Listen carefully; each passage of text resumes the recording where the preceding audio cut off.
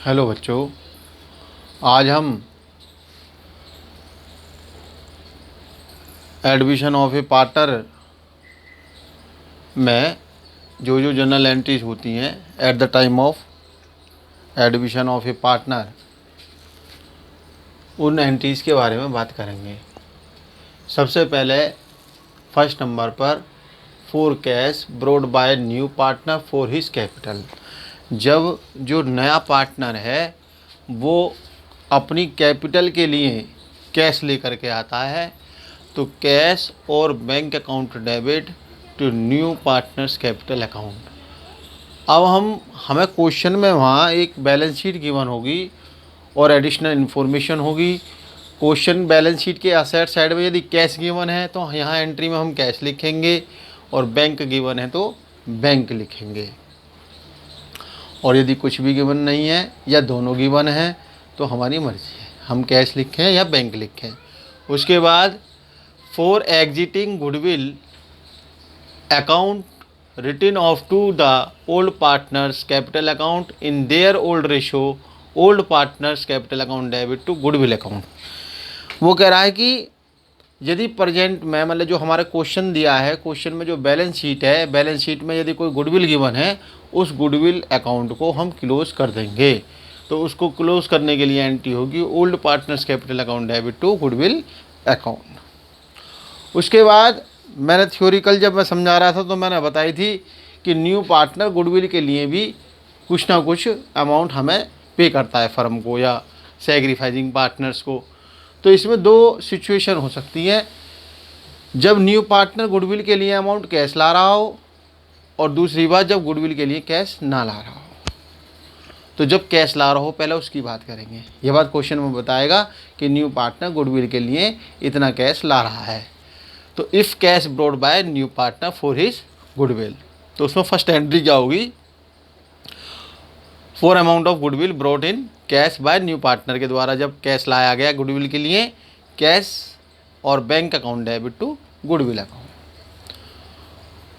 फिर इस गुडविल को सैक्रिफाइसिंग पार्टनर में डिस्ट्रीब्यूट कर दिया जाता है या ट्रांसफ़र कर दिया जाता है goodwill account debit to sacrificing partners capital account. अब सैक्रिफाइसिंग क्यों लिखा, ओल्ड भी लिख सकते थे, नहीं, क्योंकि नए साझेदार द्वारा न्यू पार्टनर द्वारा लाई गई गुडविल की अमाउंट को सैक्रिफाइसिंग रेशो में सैक्रिफाइजर पार्टनर्स में ही डिस्ट्रीब्यूट किया जाता है, इसलिए टू सैक्रिफाइसिंग पार्टनर। ऐसा हो सकता है ए और बी दो पार्टनर हैं, सी न्यू पार्टनर है और सारा का सारा कल रेशो की कैलकुलेशन में बताया था कि सारा का सारा सैक्रिफाइस ए कर रहा है। तो ऐसी सिचुएशन में सिर्फ यहाँ ए का नाम आएगा, ए इस कैपिटल अकाउंट। दोनों कर रहे होंगे ए और बी तो ए और बी दोनों का नाम आएगा।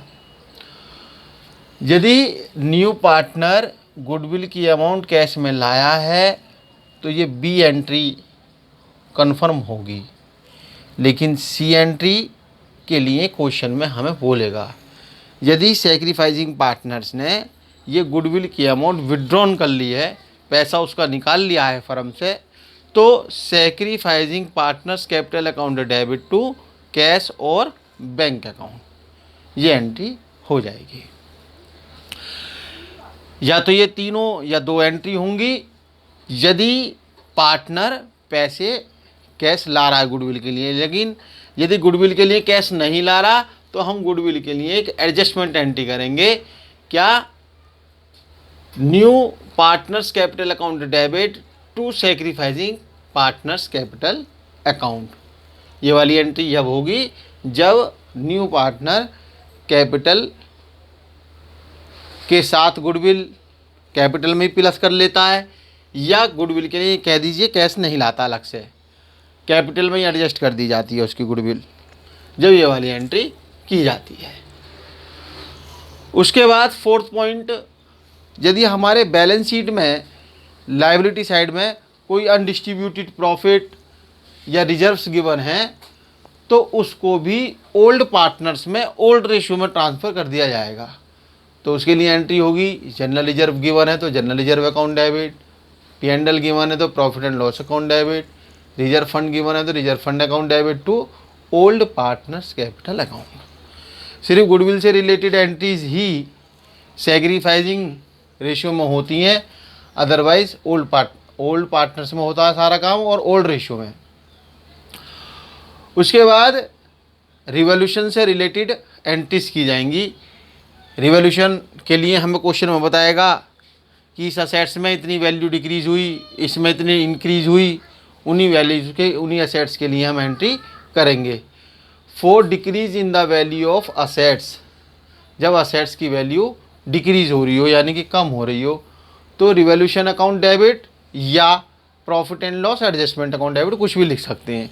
यदि कुछ नहीं कह रहा क्वेश्चन में तो रिवॉल्यूशन तो लिखना ही लिखना है, लेकिन कभी कभी क्वेश्चन में बोल देता है कि P and L adjustment account बनाइए, तो हम रिवॉल्यूशन की जगह उसका नाम P and L adjustment account लिखेंगे, डेबिट टू एसेट्स अकाउंट। अब यहाँ तो मैंने एंट्रीज में टू एसेट्स लिख दिया, क्वेश्चन में हो सकता है असेट्स की वैल्यू डिक्रीज हो रही हो तो यहाँ टू एसेट्स लिखेंगे, मशीन की डिक्रीज हो रही होगी तो मशीन की लिखेंगे, अदर कोई आइटम है to provision for doubtful debts, to furniture, वो आ जाएगा।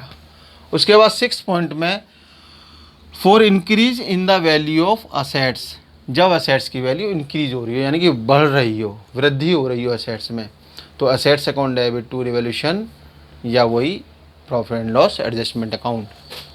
असेट्स में लैंड एंड बिल्डिंग की वैल्यू बढ़ रही है तो land and building account debit to revaluation account.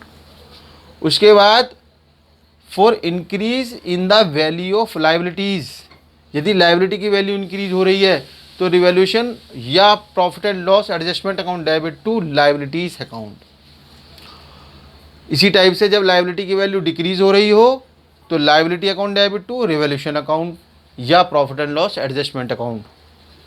अब एक बात और, असेट्स के डिक्रीज की और लाइबिलिटी के इंक्रीज की एंट्री एक साथ कर सकते हैं, और इसी टाइप से असेट्स के इंक्रीज की और लाइबिलिटी के डिक्रीज की एंट्री एक साथ हो सकती है। उसके बाद रिवॉल्यूशन अकाउंट से हमें पता चलेगा कि उसमें हमें प्रॉफिट हुआ या लॉस हुआ, तो रिवॉल्यूशन अकाउंट का जो बैलेंस है हम ट्रांसफ़र कर देंगे, कह रहा है for balance of revaluation account और profit and loss adjustment account transferred to old partners capital account.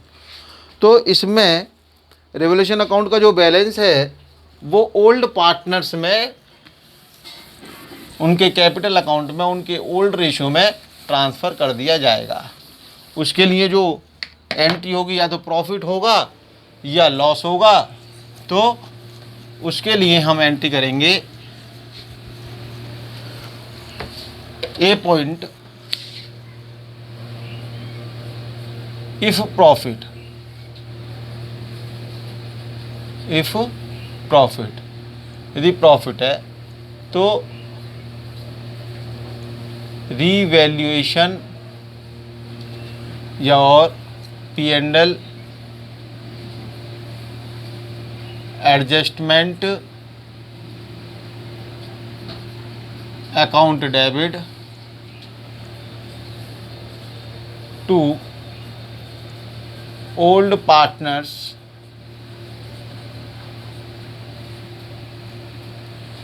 Capital account. B point हो सकता है इसके अंदर इफ लॉस, यदि लॉस की कंडीशन है, क्रेडिट साइड का टोटल ज़्यादा है तो प्रॉफिट की कंडीशन होगी और क्रेडिट साइड का टोटल कम है तो लॉस की कंडीशन आ जाएगी। तो उसके लिए एंट्री होगी ओल्ड पार्टनर्स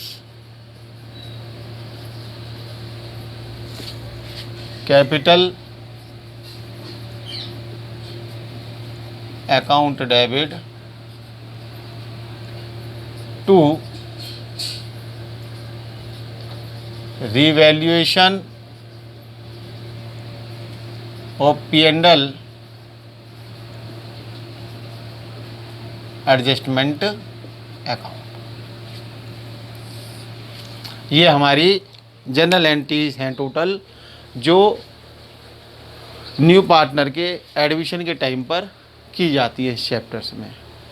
हमने पॉइंट वाइज पढ़ा था उस दिन कि जब न्यू पार्टनर फर्म में आता है तो profit and loss sharing ratio change हो जाता है, कैपिटल के लिए एंट्री करते हैं, असेट्स का और लायबिलिटी का रिवोल्यूशन होता है तो उसकी एंट्री करते हैं, और अनडिस्ट्रीब्यूटेड प्रॉफिट को ट्रांसफ़र कर दिया जाता है ओल्ड पार्टनर्स में।